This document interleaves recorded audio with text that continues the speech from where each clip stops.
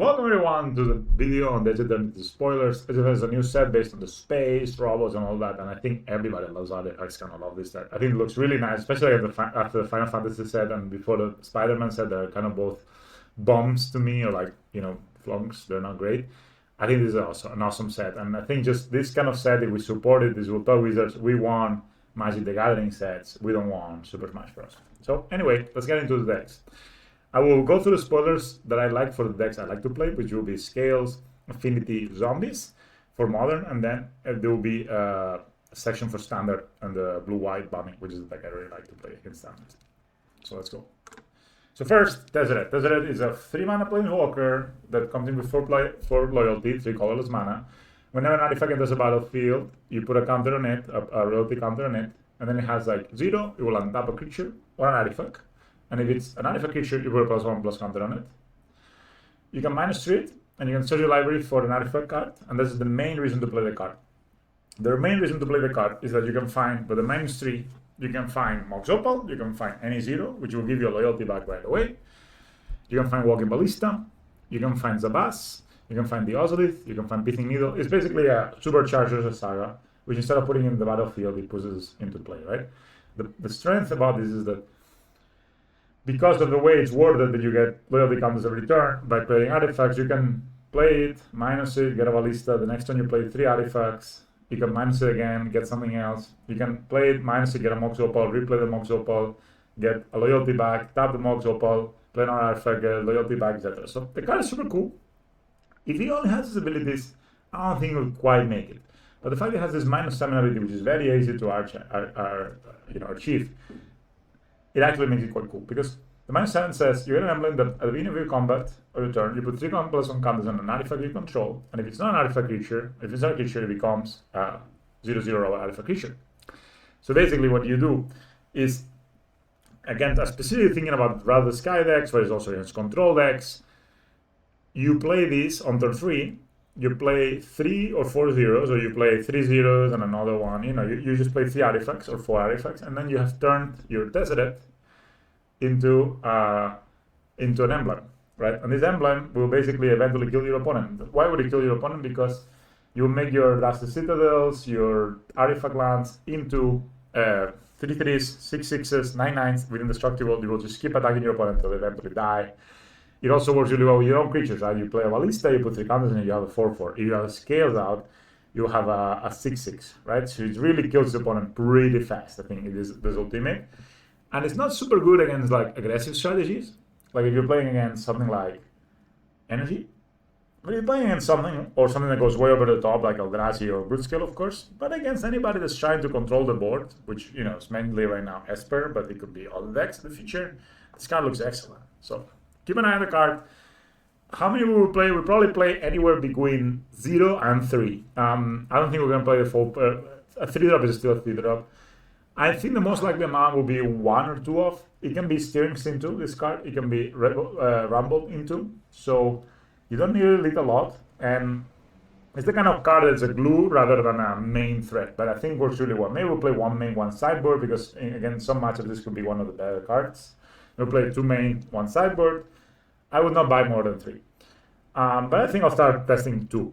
And it probably, I'm really, I have to be honest, I'm pretty sure that the main amount we're going to see is 1 in the main deck, perfect 1 off, gives you all this flexibility. It's like 1 card that's a lot of cards at the same time. But if the card is really, really strong, maybe we'll play 2. That would be my guess. Then we have Rust Harvester. Rust Harvester is an amazing card, right? You can find this with Tesaret, by the way. For the red, you get an artifact creature as a robot, not a construct. Scrapyard Combiner doesn't work. It's a 1/1 with menace that you have an ability that says you pay 2 mana and you tap it, and you exile an artifact you control from your graveyard. An artifact card from your graveyard, and you put a +1/+1 counter on this creature. Nice. And then it deals damage equals to its power to any target. That means another creature when controlled. Bring your opponent. It can mean a Planeswalker, it can mean anything. And on top of that, because it's an activated ability, this is called Honorable. So this card is amazing to play on turn 1, and it's amazing to put under the color, because then, basically, if you have 2 creatures that don't have Summoner Sickness, and you have this under the cauldron, you can tap both creatures, put a counter on each of them, and deal your opponent a bunch of damage. Putting this ability under a like you put this under a ballista, for example, you have a cauldron, and you put this ability under the cauldron, and you have a ballista. The ballista then can basically double shot your opponent, right? Because you can tap it, put a counter, shoot your opponent, and then shoot the opponent with ballista. Amazing. It works with Ravager. The combination is just fantastic. And this card is also very good at carrying counters himself. He's a card with menace, it's very hard to block. So imagine you turn this into a ballista, then this is a ballista that can be really blocked, or it's harder to block. And it just has such a nice combination of cards. The nice way of playing it is also if you combine it with zeros, specifically Mishra's Bubble, you can play this on turn 1. If your opponent doesn't kill it, let's say they play Eye of Souls, for example, you on your turn play your Mishra's Bubble, check your opponent's top deck, tap this guy, put a counter on it, and kill the Guide of Souls by exiling the Mishra's Bubble. Amazing. I think this has such synergy with the deck. It's so powerful. The activity ability, the menace. It's not even the worst top deck ever, because if you have scales out, or you have 2 scales out, this card grows pretty fast, kills things, and when it's self-contained threat that is also works super well with the rest of the deck. And I think that's amazing. I think this is what really we're missing, something that is strong in itself, because you play this and your opponent lets you on top with it, you kill it, and it's because of one of the issues with scales, right? Is because a lot of times our threats are 2 mana and your opponent does as 1 mana. So you play a ballista for 2 and your opponent bolts it, you're behind on tempo, right? You've just traded 1 mana for 2 mana. And of course you can do it in, like, you have cards like Welding Jar that allow you to even out the tempo, right? You play a 2 mana card, your opponent tries to answer with a 1 mana card, and you use a Welding Jar for 0 to balance it. Then they use the mana, and you basically have compensated. You use your 0 mana card, you turn it into 1 mana card by stopping that line bolt. But anyhow, this card, even if they kill it, it's not even that bad. And Bomas is not really that played. It's only, I think the only card that's this deck is kind of like only like this card is kind of bad against is against any Lava Dart deck. But it's not like that. Probably is popular, but it's not crazy popular. But of course, Lava Dart kind of hurts this card quite a lot. But still, you can play, if they Lava Dart it, they're still trading, they're still using their 1 mana to kill this thing instead of playing their DRCs, instead of playing the other things. So it's not the worst, right? But the fact that they always have to they basically will not gain any tempo by killing this is so nice. Especially if you play, let's say on the play, you play this, and the next turn you play another, a 2-drop, they can maybe answer the 2-drop, or they can answer this, but they can't answer both. That's super nice. I think that changes the dynamic of the deck quite a bit. Speaking of changing the dynamic of the deck, these are the cards that I think very promising, but they're not quite at the power level of Tesaret and Rust Harvester. First one is Loading Zone. I'm almost sure this card will be stable in scales. It will be a 1 or a 2 off maximum, because basically this is doubling season for counters. So whenever a counter will be put on a creature, spacecraft, or planet you control, twice that many of those kinds of counters are put instead of those kinds of counters. You can get 2 flying counters, 2 dispatch counters, whatever. It costs 4 mana, so this card would see 0 play if it was just 4 mana. But it has this warp ability. Warp means that you can play a card for its warp cost, and at the beginning of your end step, you will exile it, and you can cast it at the later turn. So it's sort of like an adventure of itself, which is kind of cool, right? So it means that you can play your card and, get the effect, and then replay it later on. So it's not just a one-shot effect. If it was just a one-shot effect, this card would actually have a chance still. The thing is, you guys played with Innkeeper's Talent, when you put it on level 3 and you get double in season effect, this card is extremely strong. Like, the effect is just kind of game-winning, right? Let's say you have a 1-1 Ballista, a 1-1 Ravager, and a 1-1 Zavas. Usually, you could sack the Zavas, put 3 counters on the Ravager, sack the Ravager, make the Ballista a 4-4. Not bad, but not amazing. Let's say with the same board, you draw this and you play for 0. So play for 1. Then you sack the Zabas. You put 2 counters on the Ravager from the doubling ability, and you will put 2 counters on the Ravager again from the eating of Ravager, right? So you now have 5-5 Ravager, and then you sack the Ravager to itself and put it on top of the Ballista, and instead of putting 5 counters, you put 10 counters because it doubles them. So you will get an 11-11 Ballista, right? You see that doubling is a lot more than +1. It's a lot more. This is a lot better than a scales, a lot better. Of course, scales will still be good in a situation like this. You end up with a 7-7 Ballista, but 11-11 is a lot better than 7-7. And this is really strong. easily one or two off. I don't know how we build the deck exactly, but this basically you will allow you to basically either you will just play it. One other play pattern is if you have Ballista on 2, you can have, like, for example, turn 3 or turn 4, you play Ballista, you play Ballista, you play Seconds of Us, and before you play, let's say before you play the Seconds of Us, you play this loading zone, right? With your warping in. So what they will do is they will, the first of Us will see the warping zone come in, so you will have 2 counters, right? Then you will put 2 counters on the Ballista, which will be an extra counter with the Zabas, so that's 3 counters, and they will be doubled by this, which will be 6 counters. And so you can turn on 1 Zabas with this 1 punch combo, you can turn into 6 counters for your Ballista. And then, of course, you could go even crazier. You have a way to sacrifice the first Zabas. You can put the counters on the Zabas, that will put 6 counters on it, right? So you have a 7/7 Zabas, you sack it, and you put 14 counters on the Ballista. You see, right? The card is I think it's pretty strong. And the fact that you can use it as a one-shot effect early to, maybe make a 8/8 Ballista to clean the board. And later on, like, let's say you can play turn 3 like this, and then turn 4, you have nothing else to do with your mana, you can still pay for mana and play it. And it's a great effect to have. I think this card is 10 out of 10. I love this card. I am pretty sure this, not on the level, I think Rust Harvester is stronger, I think Tesaret is stronger, but it might be in the end that those cards are, especially Tesaret, is just too clunky to be seeing main deck play. I'm pretty sure this card, at least one, will be seeing play, almost for sure. There's just the potential just too high for so little cost. And it could be even more. Perhaps we're going to go up to 2 or even 3. Then the other card, it's an uncommon, but it's a very exciting card, is Edge Robber. Edge Robber is this Robot also, Robot Scout, artifact creature, has reach, it's a 1 mana, green mana, very important, artifact, finally, that has reach.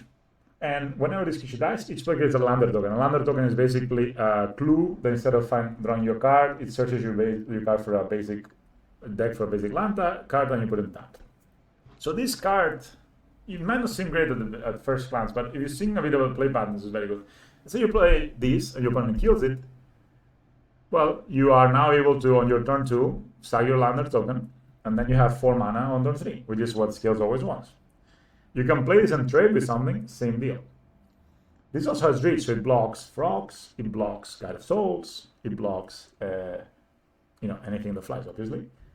And it's a proactive play, so, like one of the issues with Scales, and same with Rust Harvester, is that you would not have a proactive turn 1 play, so your opponent is always able to be ahead on tempo, right? If they have 1 mana spells. So if you play a 1 mana spell with the Scales that doesn't affect the board, and a 2 mana spell like a Ballista that does affect the board, but it's only a 2 mana spell, you have basically contributed 2 mana, in reality, of course, 4 mana, because Ballista is doubled, but onto the board. But if your opponent goes something like DRC, Lightning Bolt, Counter Spell, or Consider, they've used 3 mana worth of spells, right? So that's kind of the issue. But if you play cards like Rust Harvest and Edge Robber, all of a sudden you are able to just deploy your 1-drop. You play your 1-drop turn 1, and that puts a ton of pressure on your opponent. Like, you start attacking, you start lowering your opponent's life, you start blocking. You are much faster. You are basically much faster on the board. This is also an artifact that allows you for Mox Opal, so it will turn on Mox Opal a lot faster than usually Scales is able to turn Mox Opal, which is generally on turn 3. I think the card is great. I think this card is amazing. I think we'll play it. Will we play it as a 4-off? We'll play like 2 of them. We'll play 1 of them. Maybe it's not that good in the end. I don't know, but I think this card has so much potential. It has so much text for a 1-mana card. And the larger tokens, and another interaction, of course, is if you sack it to Rouser, you get 2 artifacts, which is a great deal. Again, anytime you can get this extra value, you play this, you sack it. Your opponent, of course, can get a land drop out of it, but it's not, you know what I mean? It's not generally what your opponent wants to do. Whereas you have artifact synergies in your deck, so you can play this guy, play a Ravager, sack this, sack the counter. Now you have a 3/3 Ravager. Pretty good. Of course, if you have Scales, you have a 6/6, etc. Then this card, very good. Terra Symbiosis, whenever 1 or more +1/++ counters are put in a creature you control, you may draw that many cards. You can only do this once per turn. I think this card has such crazy high ceiling. If you put 2 counters, like you play a Ballista, a 2/2, you draw 2 cards. You draw the amount of cards that counters you put. But if you let's say, I don't know, you have a big board, you can draw like 4 cards easily. Like you sack a Ravager, you put 4 counters on something, boom, you draw 4 cards. Jeez. I think this card is strong. I don't know, will it be that good because it's a 3 mana do nothing, but this looks like the kind of card that's just, you know, you don't need to trigger it many times to be super good in our deck, like maybe once. If you play this and you play this, let's say you go something like Edge Robber turn 1, turn 2 Ravager, turn 3 this, side the Edge Robber, you're already drawing a card. I mean, you already cycled it. I don't know. It looks strong. It looks strong. I think this card is hard to evaluate. Also, the art is amazing. Hard to evaluate, but looks extremely strong in my opinion. Then the harness skills cards that are a bit more copium. First of all, this is Scout for Survivors. Keps likes it, but I'm not really the biggest fan. You can basically it's like a nerd for 3 creatures, so you can return total value mana of 3 or less from the graveyard to the battlefield, and you put a +1/+1 counter on each of them. So you can play this. Return a Ravager and 2 Ballistas, all of them have +1/+1 counter, and that's strong.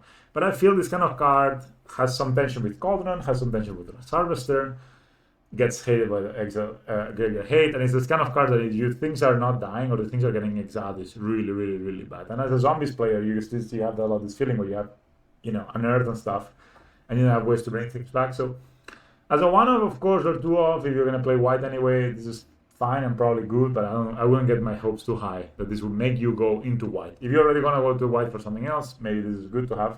I don't think this is good enough to guarantee going into white, especially with all the strong green and red cards we got already. Weapons manufacturing.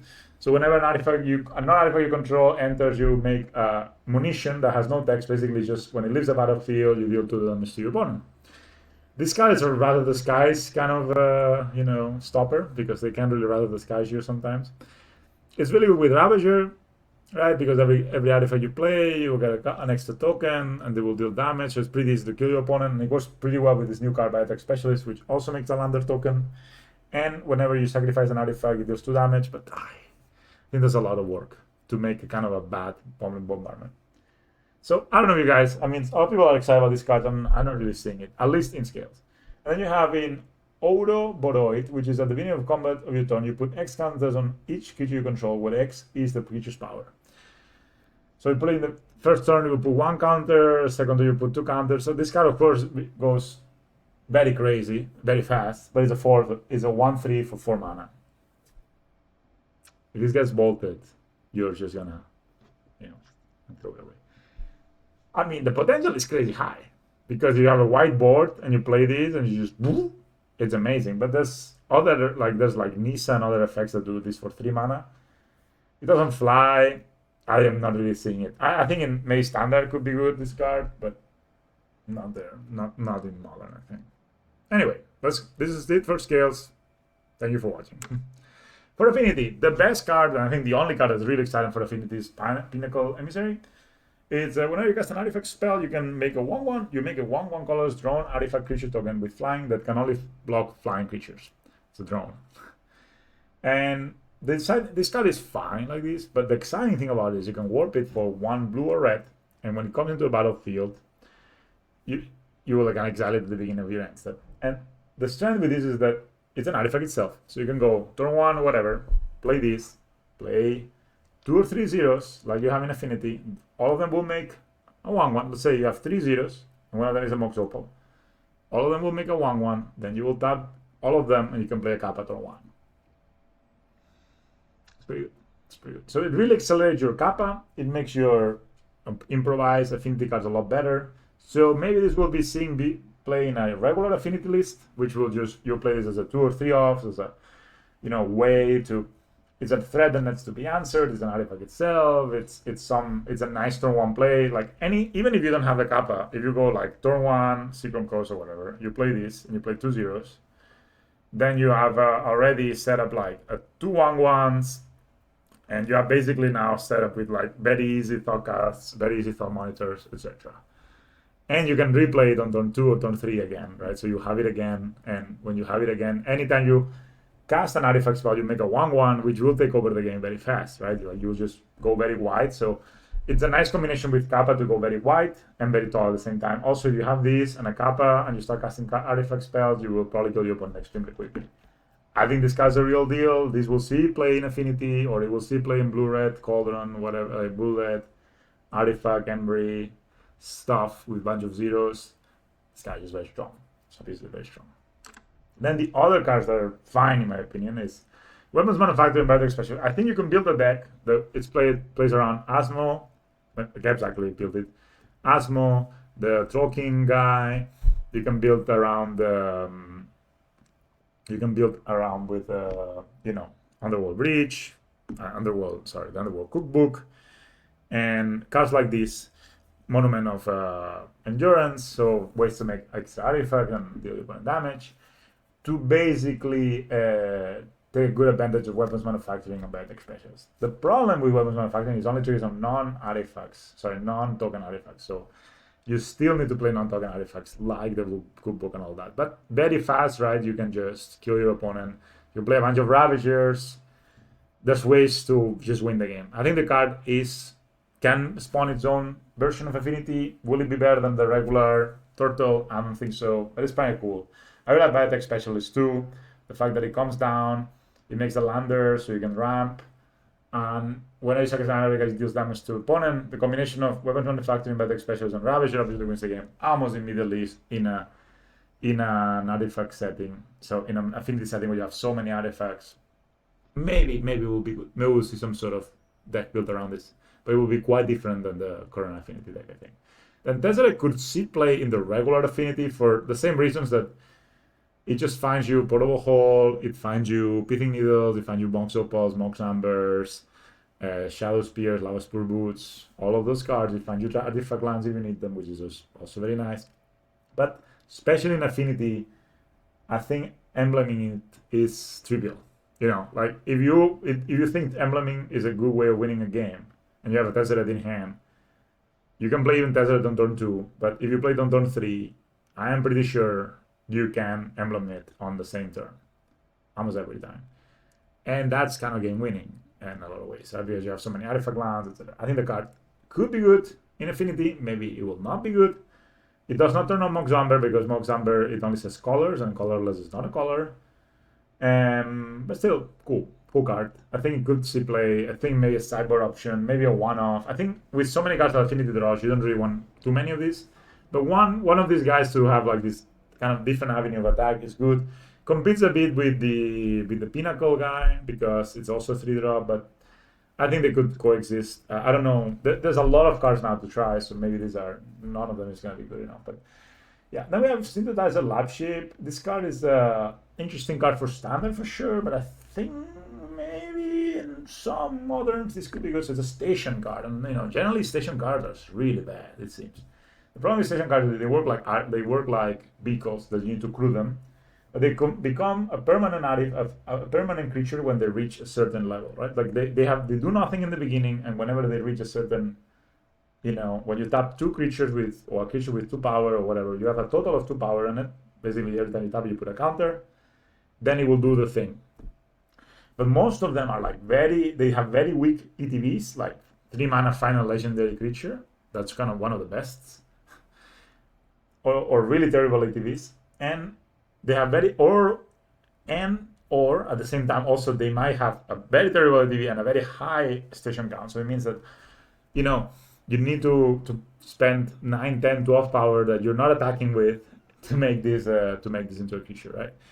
This is normally not the way you win in games of Magic, but it's true that creatures can be summoning sick when they station something. So the idea, in my opinion, I think the thought process is that you play the station early, you play your creatures, you will tap them, and then that basically this works very well in an aggressive deck, in my opinion. In a deck that's just trying to attack your opponent, not very good defensive card, not very good card if you don't have creatures, right? You play this, you tap something, and you eventually will get this card to be a 1-mana 4/4 flying vigilance, which is not the worst. But the nice thing of this card is the first ability. The first ability, at the beginning of combat, it turns any artifact you control into a 2/2 against flying until off turns. It kind of works well with the Tesaret ability too.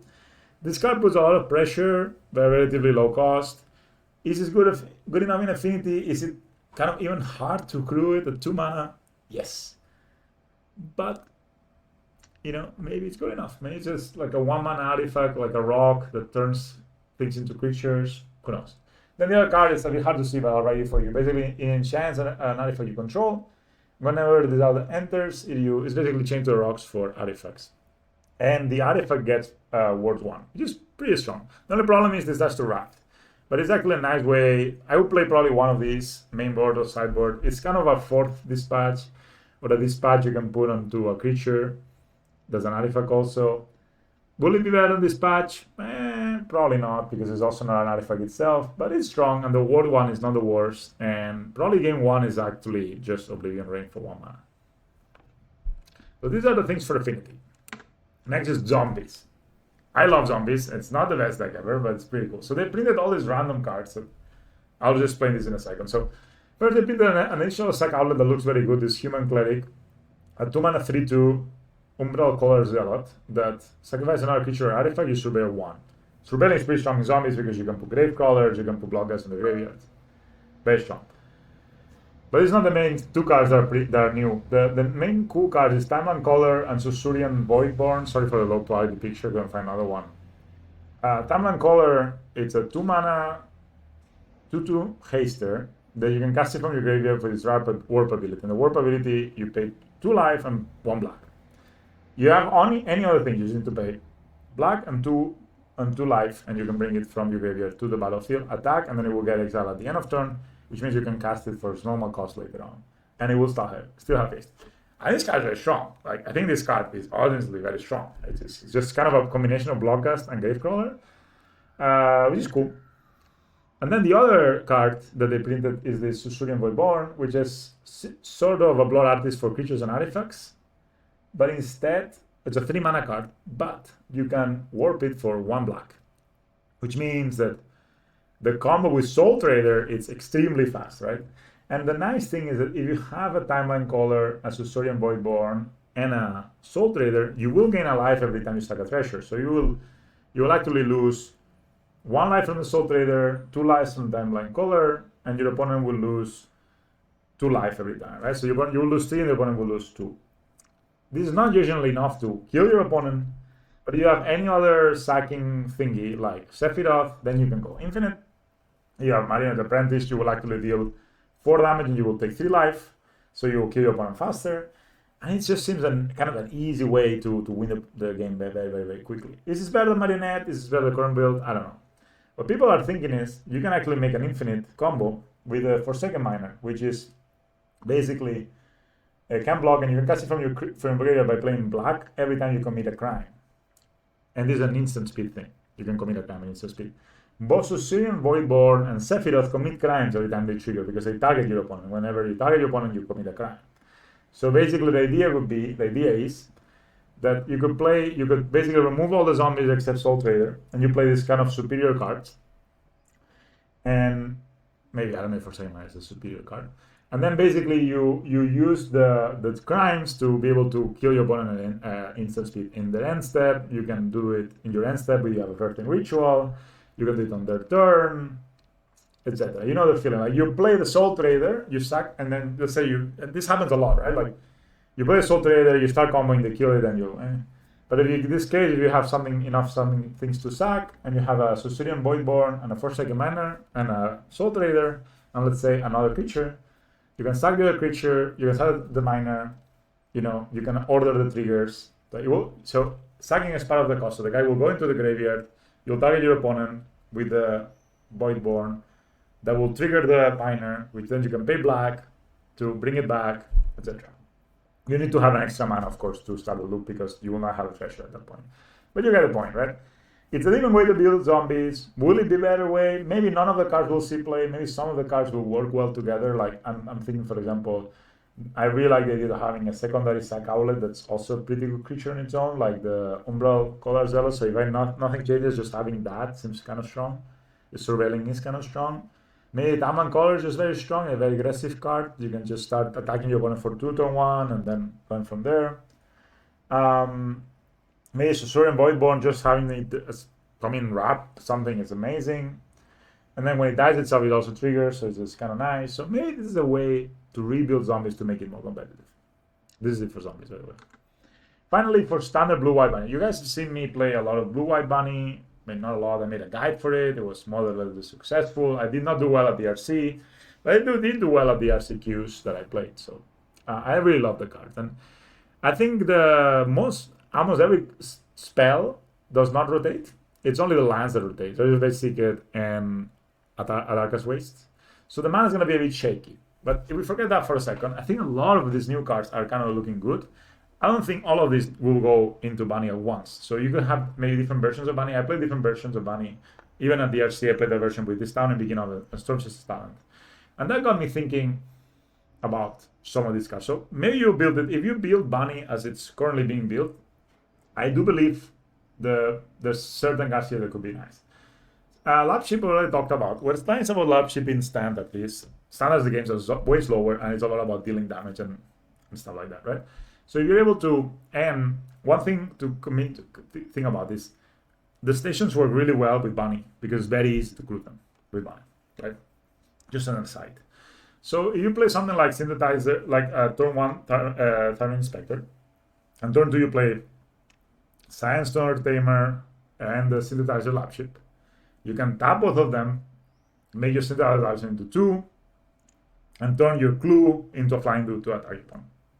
And that will be every turn. Every turn you'll be hitting them with 2 on the air. Bam, bam, bam. Is that good? I mean, it's not like game winning by itself, but it works pretty well, right? You create an artifact, you turn your artifact into creatures, and then of course, when you play your Bunny the next turn, let's say you have already 5 permanents, you will tap your Bunny and you'll be basically almost a 9. So you have a 4/4 flying visionless creature. Okay, is this, I don't know. This is something I want to try. It's also, another card that I like is this Lumens Glass Frigate. Similar concept. For 2, you get an Anthem. So +1/+1 to all your creatures. And for 12, which is a lot, you get Flying Lifelink 4/5 flyer. Or 4/5 flying lightning creature. What I like a lot of this card, I've been thinking many times, I'm missing an Anthem on this deck. Sometimes you have a bunch of flyers, you have your dudes, and it's just not big enough to break through or to kill your opponent quick enough. This does, yeah. I think this could be a cool card to play. For example, you can go, you can basically, it's hard to actually crew this on turn 2, but there's a card here that actually does. But it's just, I really think that this is a cool card, playing a 2 mana Anthem that they can become later on. And basically every creature, you play a lot of creatures, so every creature you play, you tap it, and you're normally in an aggressive deck, which taps, goes into all these categories. So if you, and the other card that I like on this strategy would be Route the Systems. Route the Systems gives you indestructible to one of your creatures or artifacts. And then it can also deal damage to a tapped creature. So an attacking creature, a defense. I think that's quite strong because we don't have any removal like this instant speed on the deck. So I think that could be actually quite strong to play. Problem is, does not stop exile effects. But the main exile effect in standard, which is Unlimited Affliction, Lay Down Arms, they are rotating. So that's not nice. Then you have Hardlight Containment. I think this card will see play. Like this is especially one of the reasons I like to play since there's a Lab Ship and Lumen Glass Frigate is you have more artifacts that are not creatures, so you can put the Hardlight Containment on, and it's basically a 1 mana Oblivion Ring. You exile an opponent creature, pretty nice. Probably sideboard, probably maybe main deck. Who knows? I like the card, so I like this. Would be kind of it, and then maybe I could sit myself playing 1/2 Quantum Riddlers. I think the card's super strong. 4 mana, 5 mana, 4/6 with flying. Whenever it enters, you draw a card. As long as you have 1 or fewer cards in hand, you draw an extra card every time you draw a card. Which just means that if you are top decking this, you can warp it, draw 2 cards, the next turn cast it, draw 2 cards. And a lot of games of standard, they are, on the edges. So like a lot of the times, the person that starts drawing 2 or 3 cards and gets ahead like that, it wins the game. That's why Enduring Creatures is so good. What I like about this card is that it has a warp ability for colorless and a blue. So it means that if you have nothing to do on turn 2, you can play it, cycle it. Pretty nice, pretty nice. So I think that's kind of cool. You have ways to give it haste, it's a 4/6 for 2 mana. That would be kind of, I don't know if any of these cards will see play in Bunny. Maybe, it's kind of easy to play, a one-off Synthesizer Lab Ship, a one-off Lumen Glass Frigate, because probably you don't want to draw too many of them, and then side them out when they're bad. Another card that looks kind of interesting is this Lightstyle Inquisitor, which works really well because it has Vigilance, a 2/1 for 1 with Vigilance, so say Savannah Lions. You can basically obviously attack and in the same turn also accrue one of these things so you can very fast, get to the 12 or 9 or whatever. And when it enters, the opponent exiles a card from their hand and they can play the card for 1 mana more or play if it's a line, they can play it tapped. So it kind of slows down your opponent. What I like about this card is the combination with this card and Northern Pixie. So basically one of the issues, when I played as a Pixie, I played a Pixie Storm Chase Stalin, blue-white version. The issue was you didn't have really great things to blink, to bounce. And, you know, bouncing a Terminal Inspector didn't look, it's not that nice. I think Siren was nicer to bounce because the map token is very useful early on, but still was not crazy, right? Like, I mean, it was not a crazy value play. Now, you can play this guy turn 1. So now you can have 4 Storm Chase Stalin and 4 of these guys and 4 non-dream pixies in blue-white. You can play this guy turn 1. You know, remove, basically discard a card from your opponent's hand. They kind of, it's like if they play it, it's kind of really off tempo. Then you play the pixie, you bounce this, and you play it again, right? So you have now two power creatures in play on turn 2. Your opponent has 2 less cards they can play, and this kind of escalates quite quickly, right? If you can do it again, this town and minion of is sadly banned, so you can do it again. Like turn 3, this town they'll play, replay this, but you can kill your opponent quite quickly with this. You can disrupt them quite a lot. Is this good enough to make it a deck? I don't know. But what I like, the idea I'm having is a deck that's built around this, built around casting 2 spells a turn. And this new card, Cosmogonic Zenith, does want you to do that. It's a 2/4, which is very important, doesn't like to know where to run. Whenever you get your second spell each turn, you make 2 white human soldiers, or you put a +1/+1 counter on each creature you control, which is very strong. So if you have a bunch of cheap spells like Pixie, Storm Chase Stalin, Iron Storm Tamer, Lightstyle Inquisitor, Flood Spirit Drowner, Spell Pierces, all of that, and you play this card, I think it's pretty easy, right? Especially with the Pixies and even Sunpearl Karins, you could just play, let's say you play this on 3, you play, and on 4, you could play this on turn 4 as well. But you play it on 3, the next turn you play Kirin, bunch of talent, replay the talent, boom. Now you make him 2 1/1s. You don't need to do this many times to win the game. I think the card is strong. I wish it had some kind of passive ability like Preacher of the Schism has, but I think this card is like Preacher of the Schism of this kind of decks. Another card I'm really big fan of is Rally the Monastery. It's a 4 mana card from Tarkir that costs 2 less to cast if you cast a spell already this turn. So it works really well with this concept. And it can make 2 1/1 prowess creatures. It can destroy a creature, or I think it destroys an enchantment. So I think this is nice. I really like to work, and also I would like to work on a Planisphere deck version, so Planisphere version of the deck that plays a bunch of non-creatures and tries to play a bunch of fast spells. And I think both the Synthesizers, the Lumen Glass, they are non-creatures, right? So they will trigger the Planisphere. You can play Cloud to find the Planisphere. I think it's pretty nice. I don't know if it will go anywhere, but this idea of we could play the traditional bunny with adding some of these cards, maybe some of them will be better than expected.